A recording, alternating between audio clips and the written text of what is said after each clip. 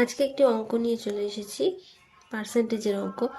একটি পণ্যের বিক্রয় মূল্য 5175, এটিতে 25% ছাড় দেওয়া হয়, তাহলে পণ্যটির মুদ্রিত মূল্য কত? এখানে মনে রাখতে হবে 5175 এই টাকায় বিক্রি করেছে 25% ছাড় দেওয়ার পর।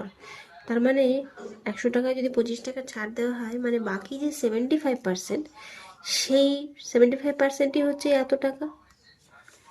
তাহলে 75% ইকুয়াল টু 5175 হয়, তাহলে পণ্যটির মুদ্রিত মূল্য হবে কত? 100%, সেটা এটা বাই 75 ইন্টু 100।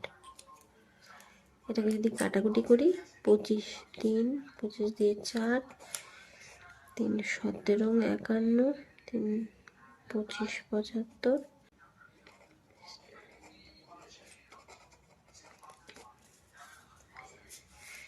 এই 6900 হয় অ্যান্সার।